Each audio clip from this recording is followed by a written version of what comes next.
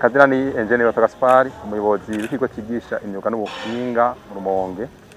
Ego hanyuma muje kumbaza ko narose amahirwe gushika mu gihugu ca Benin muri Centre Songhai, aho nagiye ndugizwe na Bere.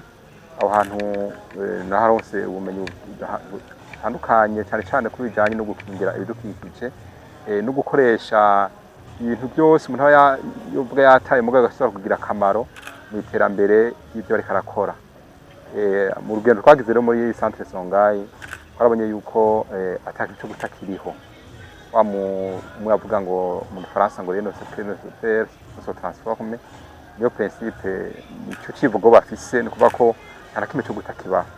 Rero tumaze gushika twarabonye yuko haba mu ndimo bisaba yuko ibyo wari wizi ko ciyuta ahubwo cibikoresha kugira ngo nkakarore guhumwimbu guhe ifumbire canke ugasanga ibindi bashaka kuhingura mu bindi bishaka gufasha mu kuronka ico bita bafite inguvu energie kuvuga nk'ibya energie renouvelable ibijanye na biogas n'ibindi. Ibyo byose twabiciye ko twatora ko ari bifise akamaro bituma yitera imbere cyane cyane dufata ku gihugu ca Benin tuhatembeye. Duhereye ku kigazi burya ku gikorwa cy'igazi nta kintu na kimwe batagushika kuri ca nyuma. Kuvuga yuko twe tuza dufise ihinguriro rihingura amavuta muri ico kigo nyene cyigisha imyuga n'ubuhinga. Hariho ubucafu bita umunyemwe. Umucafu bita umunyemwe rero abenshi barawuta mugabo bamaze kugira amahirwe yo kugenda kuvyiga hanze murabonye yuko biba ngomba yuko uwo munyemwe murashaka kuhinguramwo umwavu kandi umwavu w'akarorero. Yarafashe mbere go nagize ndavuga nti ikibanze ndabona yuko umwimbu ushobora kwiza kabiri ufata kumba umuntu araronka adakoreje uwo mwavu. Ego hejuru y'ivyo twarabonye yuko bishobora kudufasha no guhingura ndavuga nti mayaga nkuba ibyo bita energie renouvelable fatiye kuri biogas n'ibindi.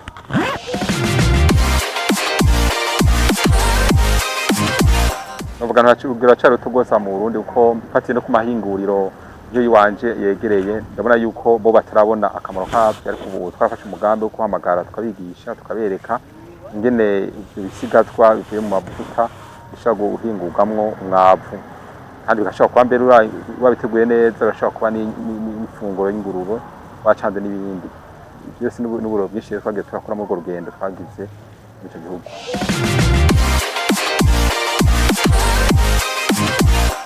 Ego gwaruka no yuko ukuri kose ndakunda icivugo cy'umukuru w'igihugu nakora kutubwira ati woge ndatura umwavu muke nyuma y'ukwezi bafise ibeni utikoreye n'umwavu irageze kwa 100.